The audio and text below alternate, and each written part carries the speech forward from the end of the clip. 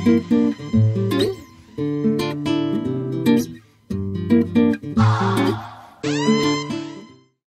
guys, and welcome to another episode of Costa Rica Crypto. And today I have the pleasure and the opportunity to speak to a fellow Canadian. So Syed is here with me from EOS Cafe. I'm really stoked to talk to you today, man. How you doing? What's going on? How's life? Doing well, man. Getting winter is here. Looks like crypto winter is here too. But yeah, just bracing in for the winter. Yeah, that's funny because that's what we were talking about in the pre-talk. Proud to be Canadian, love Canada, but man, I do not miss the weather there at this time of the year even one bit. But I do miss snowboarding. So anyway, with that being said, buddy, I guess we've got a bunch of questions lined up about a lot of the cool stuff that you're doing, about EOS Cafe, and about a bunch of really neat stuff coming up. But I always like to kind of dig into the people behind the business. So obviously, you know, like, where did you grow up, and kind of what was the job? Everybody has this job. I wanted to be a marine biologist. I got close. I was a commercial diver for a little bit. But where did you grow up, and what was kind of the job that you wanted to do when you were a kid? So, I mean, I was in Saudi Arabia for around 10 years. So I lived in Saudi for most of my life. Well, half of my life, I guess now. And then the rest of my life in Canada. Well, Toronto for a few years. Love the big city. There for 3 years. And then Calgary. Calgary's a little bit more chill. More of like a place you go and retire instead of spend your 20s. But yeah, I guess it hasn't been that long since I was a kid, like a few years. So What was that job? What did you want to do? Like, were you like, I'm going to be an EOS? Clearly not. I mean, my backup plan is still, I guess, for being a doctor. I guess that would be the backup. I have all the prereqs for it. So nice. Dr. Jaffrey, that would be the backup. Yeah, that's a pretty solid backup plan to have. Well, if this EOS thing doesn't work out, I'll just be a doctor. That's pretty cool, man. I like it.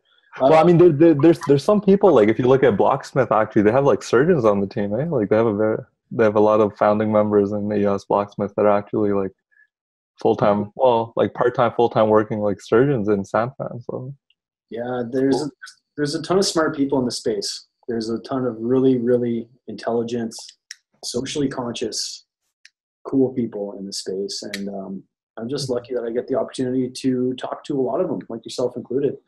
Can you kind of tell us a little bit about your background and how you ended up in EOS? Like, where did you start? You kind of implied that you maybe have like you have some background in medical field. Give us a breakdown. Yeah, so my degree is actually in bioinformatics. So it's a health science based degree. So that's analysis of big data, gene stuff.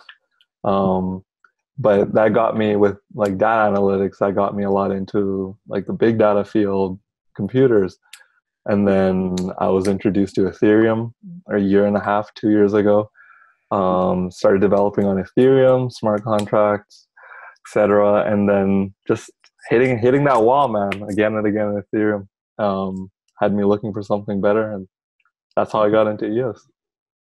Yeah, what was kind of like the crowning moment? What was the eureka, so to speak, when you knew EOS was going to be something big, and you knew it was going to be something you wanted to be involved in? I think it was when Dan came out with the like, I was on board at that point already, but like it was when he said we were going to have half a second block times. He initially said that there were going to be 3 second block times, but half a second. I was like, so I can press this like transfer button and it will be in my account faster than I can see it in a block explorer. Like that just had like a mind. I'm like, all right, I'm on board, like full on board, right? Like, you don't see that in any other crypto. Like, hell, like I don't even see it in my bank. Like I send it and like my e-transfer doesn't come in half a second. So yeah, I think that was the real point where I realized.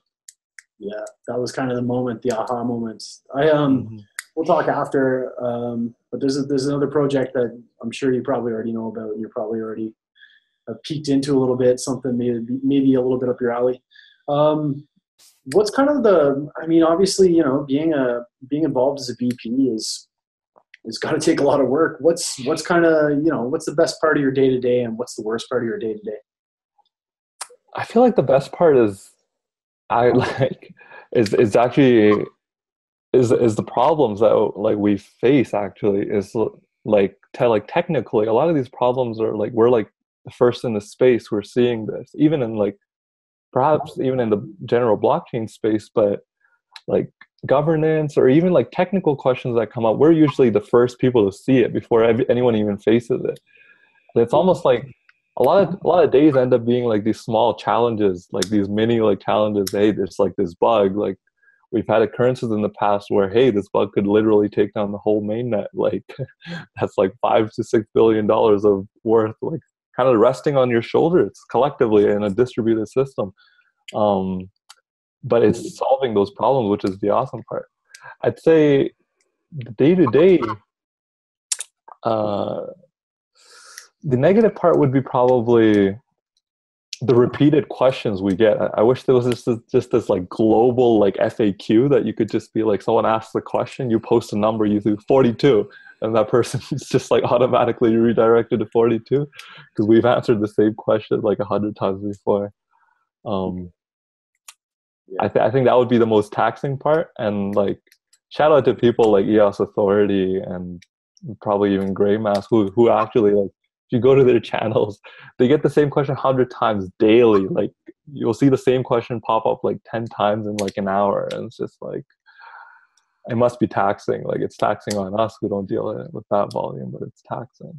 I can imagine, but it's also kind of like a necessary evil too, because I mean, so many people are finding out about EOS, like it's just such a baby right now. And then we've got to, I think that's probably a good idea. We've got to find some way to provide kind of a unified resource to be able to teach people what's up. But yeah, it would definitely save you guys a lot of time if there was community frequently asked questions. I think that's probably a project for somebody out there.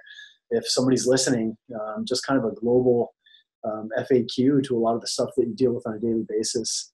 I gotta ask you a question, man. You're always smiling. You're always happy. You're always positive. What are you hiding? Nothing, man. Just a bag of happiness. No, you know, like I think people have like different baselines. Like worries come and go in life, but like it just depends on your baseline. I guess like with my baseline, like happiness is forever. It's like I'll have times where I go under my baseline, but it's like sooner or later go back to happiness. Like it's just my baseline. There's not, I'm not hiding anything. Okay, all right. Now it was a trick question. I'm just messing with you. I just noticed that you're always so positive. You're always so upbeat. And I don't know if I've ever seen any media that you've done or never seen a smile on your face. So I think that's a pretty cool way to go about it, and it's definitely noticeable. Let's get down to the meat and the potatoes here. I want to talk about EOS cafes, right? What inspired the idea of these collective workspaces? So the idea of a cafe itself is that it can actually take like any shape, right? Like a cafe, a lot of people think is like a typical coffee house, but a cafe in parts of the world like is like hostels, like places where people sleep, collaboration spaces. It's literally anything that it wants to be, and like that's what we take it. Like it's really like it depends on the area. Like some of the cafes that we've been exploring in Korea, like they're very traditional coffee houses, right? Like that's the way a cafe is in Korea. Where even if you go like a bit outside to even something like China, like they don't like coffee is not as big in China as it is in like Korea, but they still have cafes. But now these cafes become more like almost like mini restaurants or like boba tea where they're serving like bubble tea.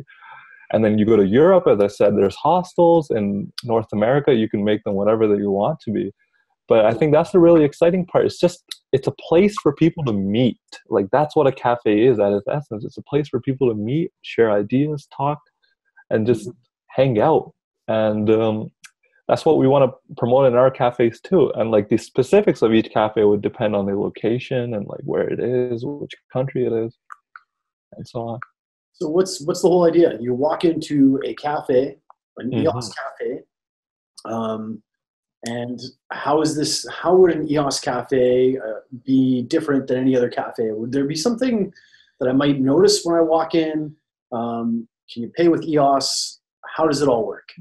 So that's the thing, right? Like, I feel like in crypto generally, we always have this need for like radical change, but I think that's not the idea we're going with cafes. Like, the first thing you would notice is that it looks like every other cafe probably in the area. Like, that's the thing you would notice with EOS Cafe. It might have EOS symbols around or EOS in its name, but it would look like every other cafe. The goal here is adoption, not radical change. As a user or as a customer, if you want to, you can walk in and pay normally with cash. You might be missing out on a complete rewards program that's crypto based. It might even take you longer, right? Like, you might actually have to like plug in your credit card, put all the PIN numbers, everything. EOS might actually just be faster than you could pay in EOS. Like, that's definitely the thing. We want to build adoption of EOS, and we want to incentivize people to do it, which would be through like a rewards program. But at the end of the day, we don't want to limit people. I feel like that's what we do in crypto a lot. We limit people. We're like, hey, it's a crypto cafe, you can only pay in crypto. Like, that doesn't build adoption. That doesn't build new users. All it does is it increases the chance of you going out of business. Like, that's what it does. Yeah, man. No, I think it's a cool idea. I really, really like it. I mean, coffee is very synonymous, of course, with Canada. You know, do you have like any specified plans in there? Like, if I walk in there, is it going to be kind of syndicated? Like, you know, am I going to get Tim Hortons, or what am I, you know, like, what's kind of some of the plans for the cafe? So you walk into this cafe, you can pay with crypto, you can pay with fiat. It's kind of a communal workspace, but what's like really the essence of the cafe? What are you really trying to capture there? Of course, adoption is clearly in the forefront. Mm-hmm. What's the whole premise of these different workspaces?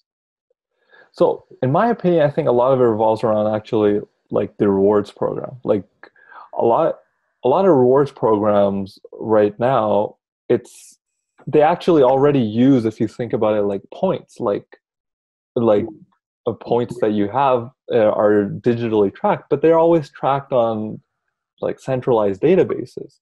But if you have a complete like rewards program that's decentralized, just think about that. Like, imagine you go to Starbucks, you get these 100 Starbucks points, right? Now you're locked into Starbucks. But let's say you go to EOS Cafe and you get these 100 beans, let's say. These beans, you're never really locked because there's always a crypto market around these beans.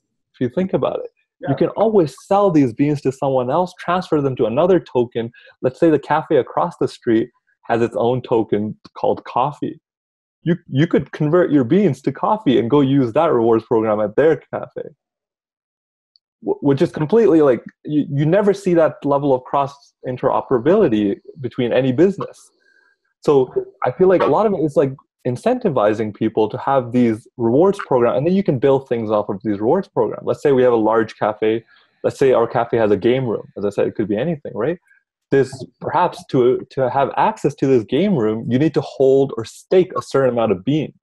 Let's say you need to be staking 100,000 beans to even enter this area. It's like a premium area.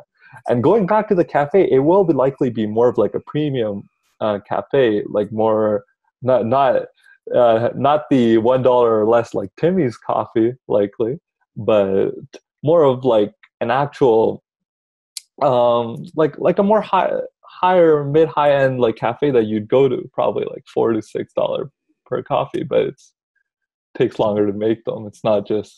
Um it's not just a run through a machine, obviously.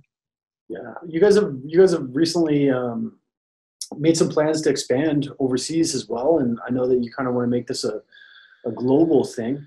Mm-hmm. Do you want to talk about that a little bit? Of course. So like we have a large community in Korea, bigger than even some Korean BPs in Korea. And it's almost taken its own form. It's like a whole different subsidiary almost. It's EOS Cafe Korea. Um, so we have thousands of members supporting us from there, and they're really excited about coffee because coffee is so huge in Korea. So we are like, even currently, like, our plans are to hopefully build our first cafe in Korea, just because of the large community we have in Korea. And then we want to expand more to China and other places in Asia and Europe. We've been in talks with Crypto Lions about some long-term plans about perhaps opening up cafes in Ukraine, which is all exciting opportunities. Yeah, it's really cool. It sounds like a super cool idea. You don't have to sell me. I was already sold. Reading up on it, but I like it, man. I think it's great, and I never really thought about it in the sense that, you know, you kind of mentioned it really is kind of a decentralized experience in the way that you just described it. I think that's really it's a cool aspect to it, and it'd be kind of interesting to see, you know, various forms of cafes popping up. But I'm more interested in what you got going on, and I'm looking forward to seeing that start. We're going to get to some more BP stuff here in a little bit, but I want to take you back to your hometown of Calgary just to kind of give people a baseline about what Syed's all about. Spent a lot of time in Calgary. I actually love it. I think it's got a great vibe. It's still the kind of place where, you know, people open doors for each other. It's got that Canadian hospitality. It's got Banff and a ton of other things going on. I think I want to know, I don't know if people want to know, I'm sure they do, but I want to know what you do for fun. What do you do when you're not working on EOS? How do you unwind? Like what are your hobbies?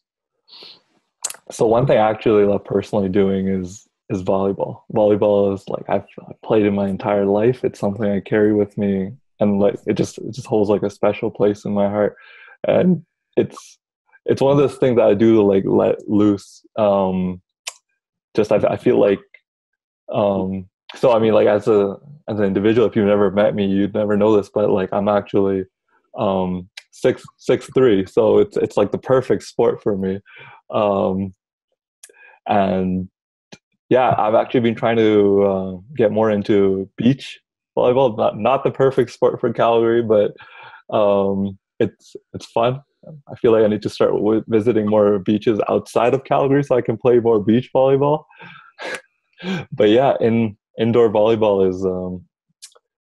is I feel like my main like way to let loose. And then as we were talking about in the pre-talk, I actually snowboarded a few times the last 2 years. It was my like first winter sport ever. But now I want to try skiing. I've never done skiing before, but there's pretty much a huge hill in the city. So as you know, so I feel like I need to get out there this winter. It's such a Canadian thing. Like I mean, it's done a lot in Europe and a lot of places in the world, but you know, I've spent a lot of my youth just like in, you know, -40, the top of some mountain in the middle of nowhere with just, you know, me and the snowboard and a buddy. And I don't know too many people who would, you know, do that kind of thing for fun other than Canadians. It's just a really, you know, it's something that you grow up with, and you definitely have a beautiful spot to do it. So I'm hoping to maybe make it home at some point this winter, do a couple of days of riding, and then get out of there. So we'll see how that happens anyway. I want to go back to some of the BP stuff and some of the other stuff that we're talking about. When did you kind of decide, we're hopping around a little bit here, but I tend to do that. When did you kind of decide that you're going to do the cafe thing? Like where did this idea come to you? And, you know, when did you lay the hammer down and say, I'm taking this initiative, you know, I want to be involved and be a BP candidate? And like, where did it all stem from? How did you get to that from being interested? So it all started like super early this year. At a local meetup, we had a local EOS meetup. One of the guys there was starting this almost sort of community around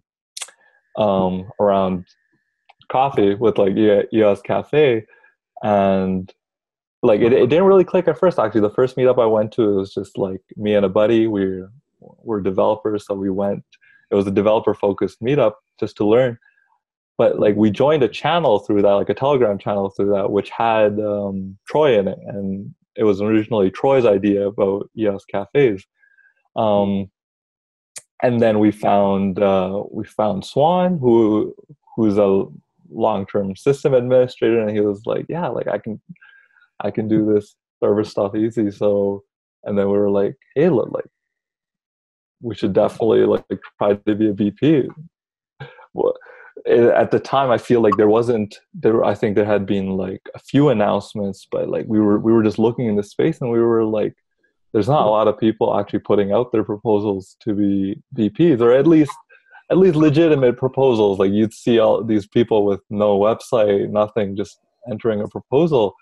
But we thought EOS deserved better, obviously. So we put together a proper team, we put together a proposal, and here we are.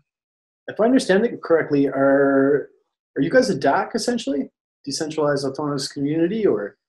Yeah, so essentially when we're not the BP itself is not a DAC. So when Troy started, what he had in mind was a DAC for just a community. Had no BP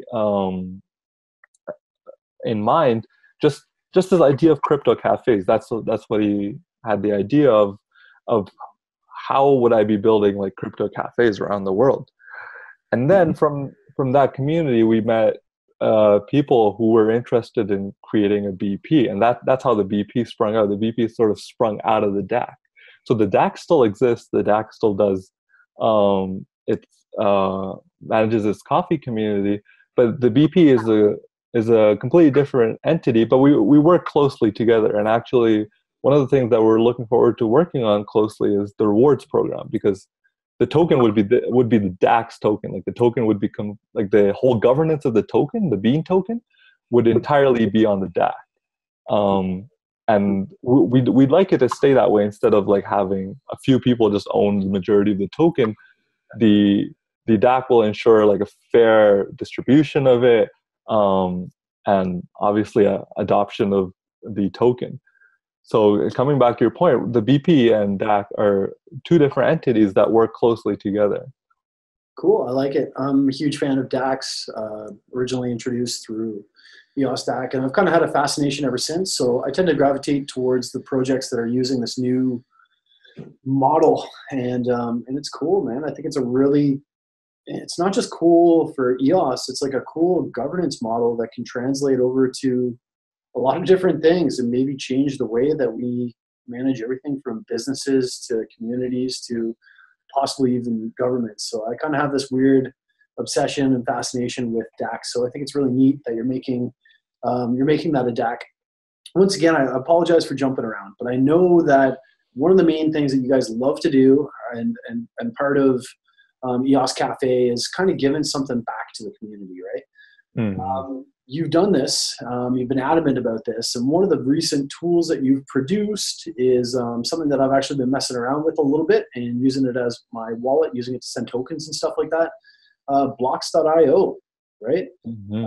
Recent tool. What kind of sets Blocks.io apart from some of the other tools out there? So the thing with Blocks.io is that our focus from like the get-go has been user experience, and that's pretty much the reason we created the tool. I mean, there's, as everyone knows, there's no shortage of block explorers per se, but the problem with a lot of these block explorers is that they do all of this like fancy colors, fancy things, and they really skip out on the user experience. Like at the end of the day, the user doesn't care how pretty your block explorer looks. They just want to go in and be able to do useful things with their history, be able to see what they're doing.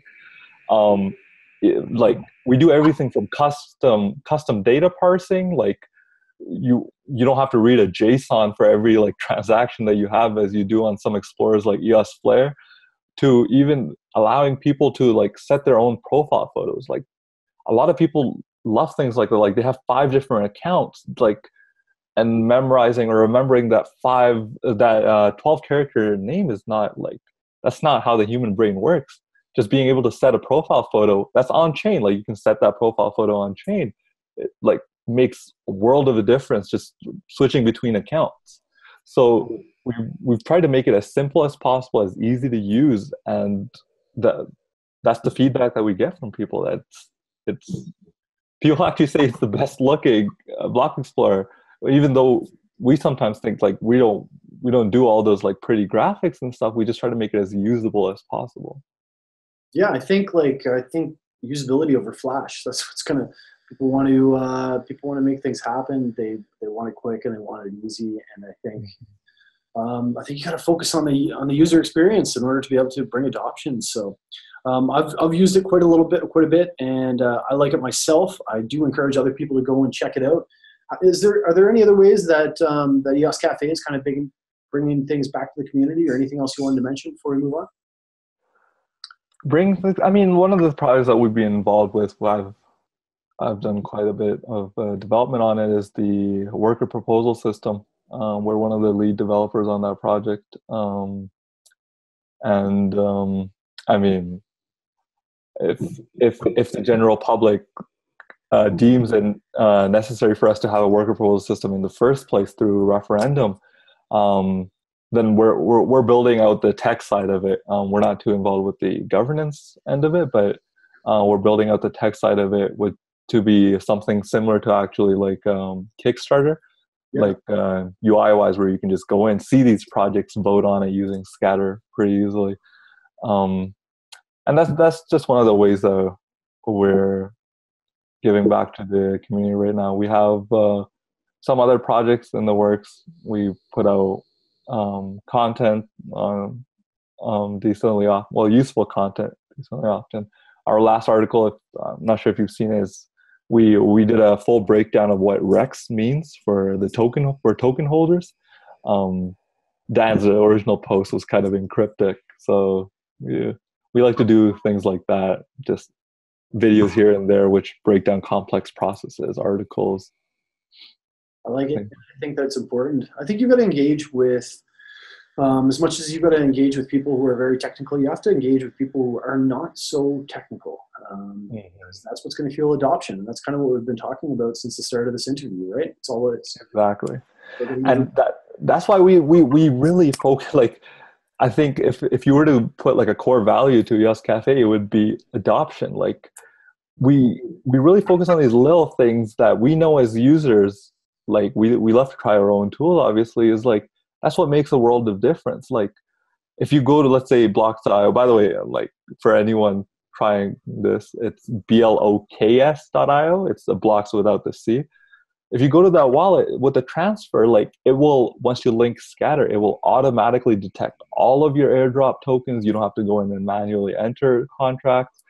And it will allow you to do like simple things that you just think you should be able to do, like send your entire balance. Like, I haven't seen that on any other tool in EOS. Like, you should be able to just literally, you link your Scatter, you type who you want to send it to, and then if you want to send your entire balance, you just press that. It's like 3 buttons. Like, so it's really about the usability and making as easy as possible for users. And I feel like that's what will bring adoption at the end of the day.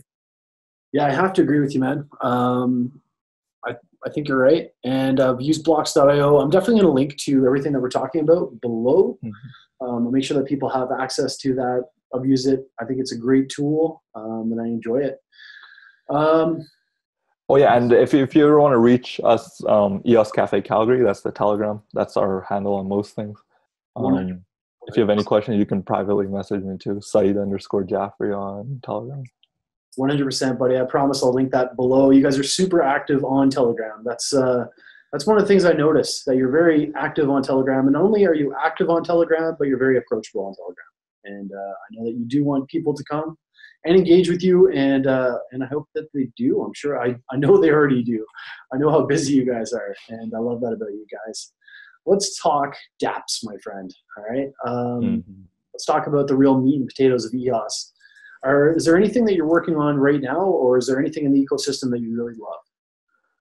So, I mean, one of the projects that we're partnered with is Unico.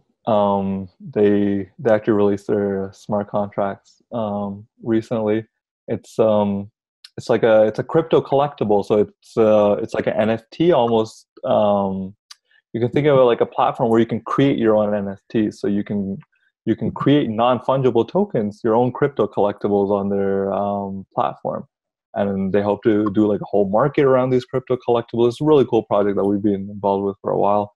In addition to that, there are some games and industrial projects we're working on, but they're not ready for obviously public release. But I feel like the most exciting thing in this space which is almost kind of coincidental if actually you think about it, are decentralized exchanges. Um, a lot of centralized exchanges are kind of reluctant on right now on picking up some EOS projects. Um, we had a talk with one of the guys at Binance Labs recently, and that's what he said. Like they're a little hesitant right now just because it's such a new platform, and it hasn't like it's hard to say which projects have actually fully grasped EOS. But that has really created this hole which is being filled by decentralized exchanges, and it's cool because I personally like decentralized exchanges more than centralized exchanges because it's like you always technically like hold the money, or one of the smart contracts does.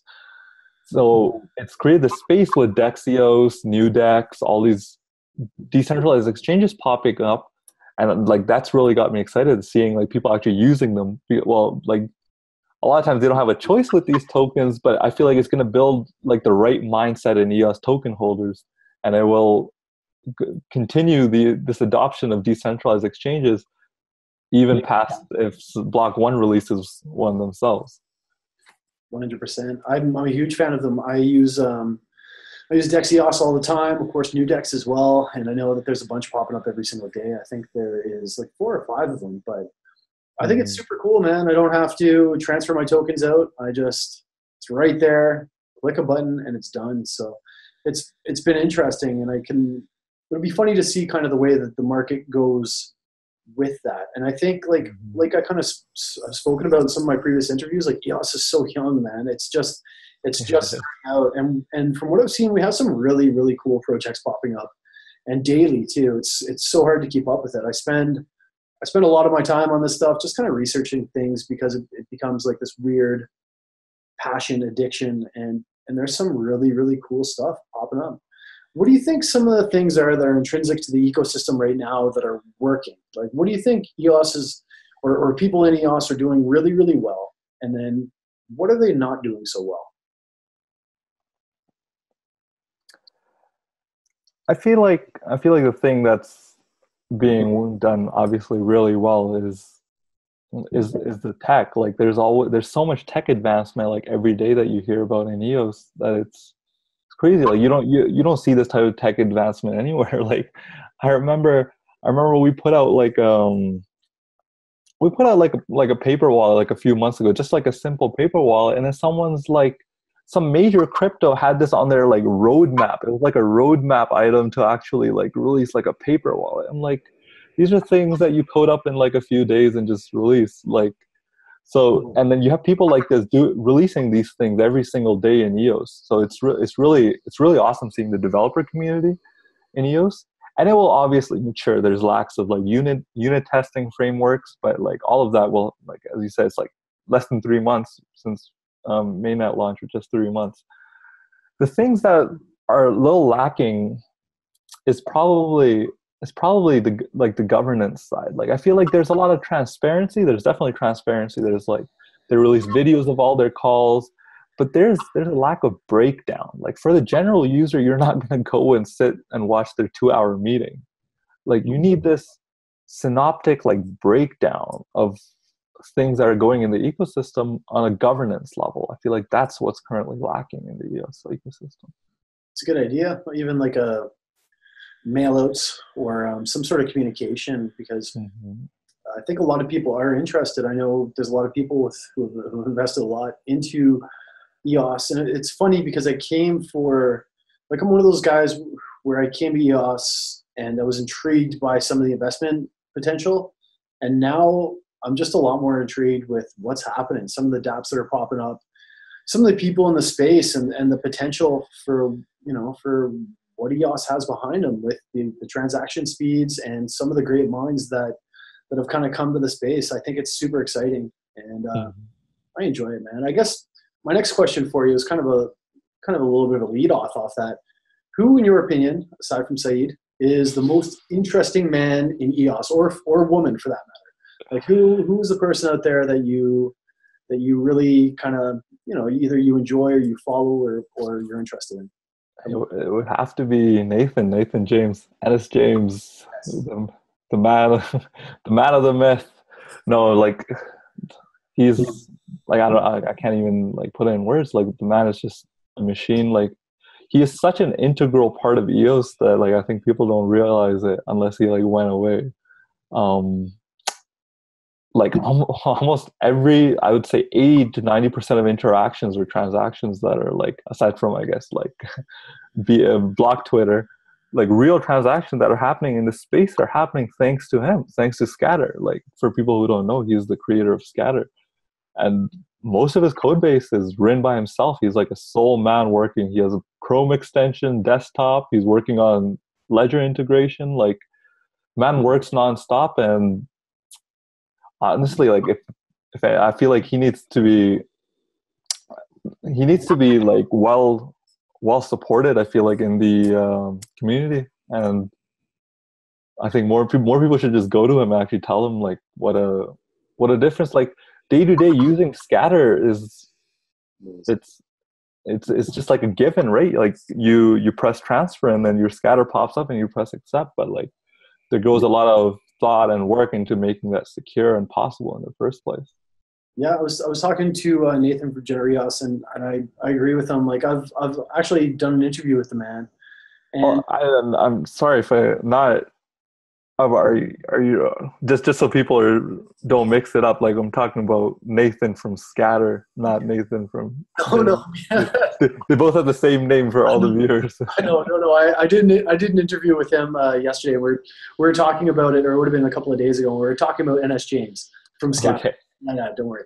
And it was funny because I think like I asked him a question about like who, it was some insane question. I don't even remember what it was, but it was like, who would you give all your money to? And he chose NS James. And I just feel like I'm a huge fan of the guy. Like the guy is crazy busy, but you can walk into that Telegram. The same with you guys. You can walk into that Telegram at any time of day and he will talk to you. He's so approachable and he works so hard. And I feel like if I were to ever really see anybody get a bunch of money behind them, I would love to see that man get a bunch of money up because definitely. You know, he's not going to be blowing holes in mountains and building bat caves and driving Lambos. The guy is going to do some really, really cool shit. Like the guy, I like him a lot. I'm a huge fan of him, and I hope at some point I can manage to Shanghai him into doing another interview. But I have to agree with you. He's done a lot, and I'd like to see him well funded too, specifically so he can continue to do some of the things that he's doing. But I think that could probably be said for a lot of other people in the space as well.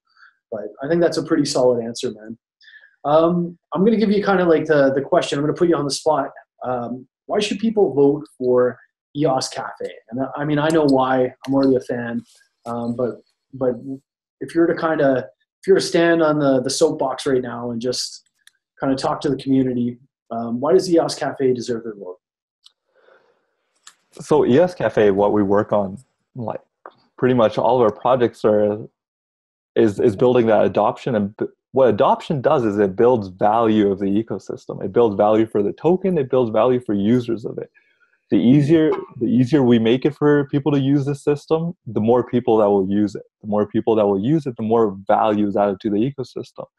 And I mean, like, Blocks is just a long continuation of projects that we've been doing from the get-go. Like, we have key validation tools, key generator tools. We were the only offline desktop tool to actually allow people to safely move their tokens if they forgot to register on Ethereum to EOS, which was like, it's still, I still get questions about it to this day. Like that just goes to show like how many people it has helped out in the space, because like not everyone remembered to register, right? Like it's just one of those things that giving people like this sense of security is, I feel like, what a lot of our tools come back to. Security and easeability is like, you should be able to use the blockchain in a safe and easy manner. And that's what we'll continue doing, and continue building use cases like some of the dApps that we want to work on or we are working on promote that too, is just being able to show how this system can be used easily and actually benefit the token holders and bring more people into the space to increase the value of the ecosystem. I love that, man. I really do. And I'm not just blowing smoke. I think I think that's like the number one thing that people should be focusing on right now. I think that that's the important stuff, is getting people into the space. You know, like people still, some people, not all people, and it's exploding. It's getting bigger, but it's getting pretty hard to ignore. But some people still think Bitcoin is like funny money, and EOS is funny money, and that you know, it's a fad. So it'll be interesting. Even crypto thinks EOS is funny money. It's like I think Roger Ver posted like he's like Bitcoin Cash is like over 50% of all transactions. It just like completely ignores EOS and all the DPoS chains. It's like DPoS is not even crypto. Like, yeah, things like that are a little infuriating, obviously. EOS is a scam. Dan is taking our money. He's running away. Yeah, no, I mean, I remember like that's what attracted me. Interestingly enough, that's what attracted me to EOS. Like it was all the hate and all the like, you know, like all the FUD. Like that's when I kind of I got my eyes on it and I was like, none of this makes sense. This guy, you know what I mean? Like it's just not adding up. And it's funny because that's what actually brought me into it. And then I got sucked into the wormhole and I haven't left. Like EOS is really all I do. It's all I'm interested in. So. Yeah, it's funny. Moving along, what's your favorite possession under $100? I will have to be transparent about this. So I actually I asked Matt here to change this to make sure like that I could fit this possession in. This question had to fit in my blanket. Like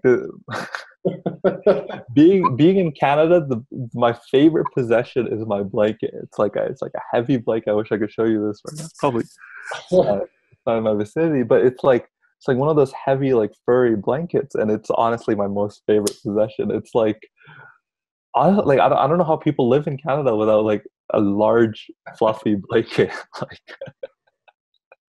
I can relate. Trust me, I can relate, man.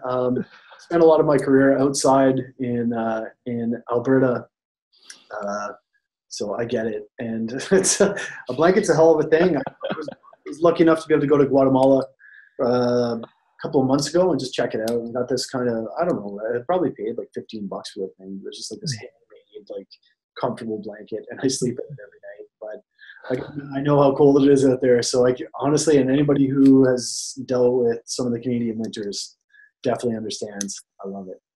What has been kind of your most, and I'll use this term, but the term is very malleable, like your most epic life experience to date? What has been the one formative experience, whether it's quick, long, short? I feel like,